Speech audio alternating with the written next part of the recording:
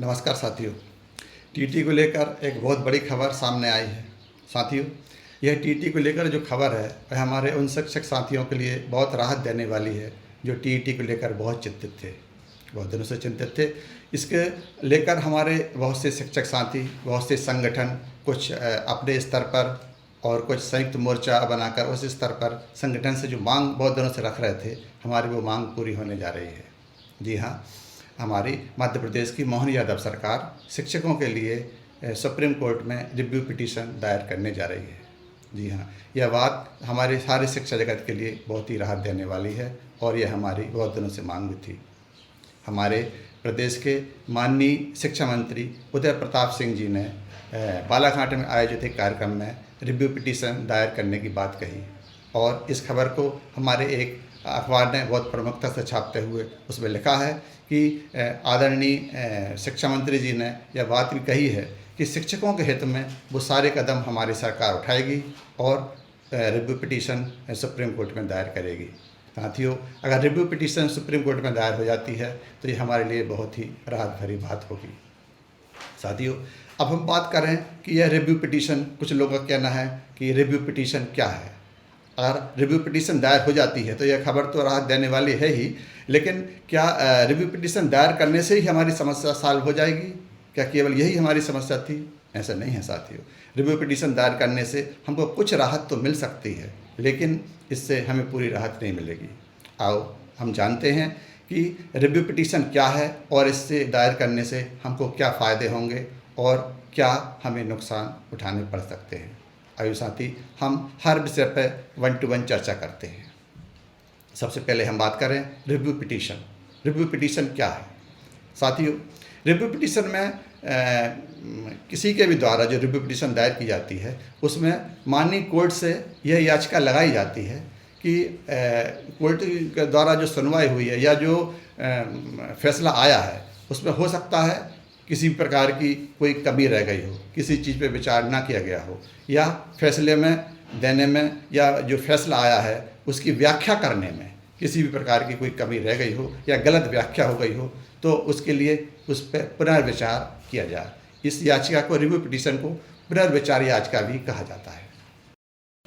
अब हम जानते हैं कि अगर रिव्यू पिटीशन याचिका दायर हो गई तो उससे सरकार जो माननीय सुप्रीम कोर्ट जो भी फैसला देगी, अगर वह फैसला हमारे पक्ष में आता है तो उससे हमको क्या क्या फ़ायदा मिल सकता है, इस पे हम थोड़ी चर्चा करें। क्या क्या फ़ायदा मिल सकता है, फिर हम चर्चा करेंगे कि अगर रिव्यू पिटीशन का फैसला है हमारे अगेंस्ट गया तो उससे हमें क्या नुकसान उठाना भी पड़ सकता है। सबसे पहले पॉजिटिव वे में आगे जाते हैं और रिव्यू पिटीशन का फैसला अगर कोर्ट का, माननीय सुप्रीम कोर्ट का फैसला सरकार के पक्ष में आता है, हमारे पक्ष में आता है, तो हमको क्या फ़ायदा होगा। साथियों, सबसे बड़ा फ़ायदा तो सबसे पहले यही हो सकता है कि कोर्ट हमारे पक्ष में फैसला देते समय यह फैसला दे दे कि 2011 के बाद जो टीचर हैं उनने तो टीईटी एग्ज़ाम पास किया ही है। 2011 से पहले वाले समस्त शिक्षक जिन्होंने टीईटी एग्ज़ाम पास नहीं किया है उनको राहत दे दी जाए और उनको टीईटी एग्ज़ाम पास करने की बाध्यता को ख़त्म कर दिया जाए। सबसे पहली राहत तो ये हो सकती है। दूसरी, यह राहत भी हमको मिल सकती है, मान लो अगर सब बाध्यता ख़त्म ना की जाए तो यह राहत भी मिल सकती है कि हमको जो टाइम पीरियड है, हमको जिस टाइम पीरियड में अभी हमको 2 वर्ष का समय दिया गया है कि 2 वर्ष के समय में आपको टीईटी एग्ज़ाम पास करना अनिवार्य है। हो सकता है कि इस टाइम टाइम पीरियड को बढ़ा दिया जाए, मतलब यह कर दिया जाए कि 2 वर्ष नहीं, आपको 2 से अधिक, कोई भी 3, 5, 10 जितना भी टाइम पीरियड बढ़ा कर दे दिया जाए कि इतने टाइम में आप इस एग्ज़ाम को पास कर सकते हैं। और तीसरी चीज़ यह भी हो सकती है कि माननीय सुप्रीम कोर्ट यह कह दे, यह फैसला दे दे कि टीईटी एग्ज़ाम टीईटी एग्ज़ाम जिनने पास नहीं किया है उनको सर्विस में बने रहने के लिए कोई दिक्कत नहीं होगी, लेकिन अगर उनको किसी भी प्रकार की प्रमोशन चाहिए तो उसके लिए टीईटी एग्ज़ाम पास करना ज़रूरी रहेगा। इस टाइप का फैसला भी आ सकता है। और एक चीज़, ये फैसले में सरकार यह भी कर सकती है कि जो भी उन्होंने डिसीजन दिया था उसमें बहुत सख्त डिसीजन की बजाय थोड़ा नरम डिसीजन दे दी जाए, मतलब उसमें थोड़ी नरमी बरती जाए कि आपको ये एग्ज़ाम पास करना है, उसमें इस टाइप जैसे भी करके किसी प्रकार का नरमी वाला डिसीजन हो सकता है। अब हम बात करें साथियों, अगर ये हमारे पक्ष में डिसीजन नहीं आया मान लो बाई चांस, भगवान ना करे ऐसा हो कि हमारे पक्ष में डिसीजन ना आए, लेकिन बाई चांस सुप्रीम कोर्ट ने अगर माना कि उनका फैसला सही है और जो कोर्ट में याचिका दायर की गई है वो सही नहीं है, ये जो पक्ष सरकार ने रखा है वो उनको ठीक नहीं लगता है, तो सरकार अगेंस्ट में क्या फैसला दे सकती है। सबसे पहले हम बात करें तो सबसे बड़ी चीज़ सब तो एक तो ये हो सकती है कि फैसला थोड़ा टल जाए, मतलब सुप्रीम कोर्ट एकदम से तुरंत फैसला ना दे के इसको टालते हुए फैसला दे, इस फैसले में देरी हो।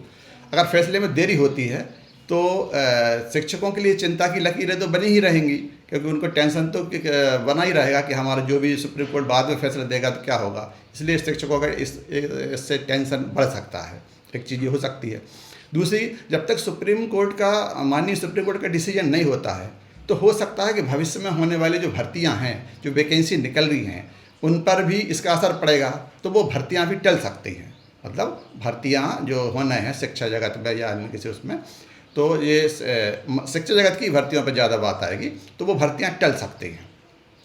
और दूसरा डिसीजन अगर सरकार के या हमारे पक्ष में नहीं आता है माननीय सुप्रीम कोर्ट का, तो वह इस नियम को और ज़्यादा सख्ती से लागू कर सकती है। मतलब अगर हमारी याचिका को खारिज कर दिया जाता है, माननीय हमारी तरफ से जो सरकार द्वारा रिव्यू पिटीशन दायर की जा रही है, अगर उस याचिका को खारिज कर दे सुप्रीम कोर्ट, तो उसमें उस फैसले को बहुत और ज़्यादा सख्ती से लागू किया जा सकता है। और साथियों, अगर याचिका ये एक बार खारिज हो गई तो फिर मेरे ख्याल से कोई चांस नहीं रहेगा दोबारा याचिका दायर करने का, और फिर इस फैसले को बहुत ही सख्ती से लागू किया जा सकता है। हम लोग चाहते हैं ऐसा ना हो, और यह फैसला सरकार द्वारा जो याचिका रिव्यू पिटीशन दायर की गई है, सारे शिक्षकों के हित में ऐसा फैसला हो, यही मेरी कामना है। जय हिंद, जय भारत।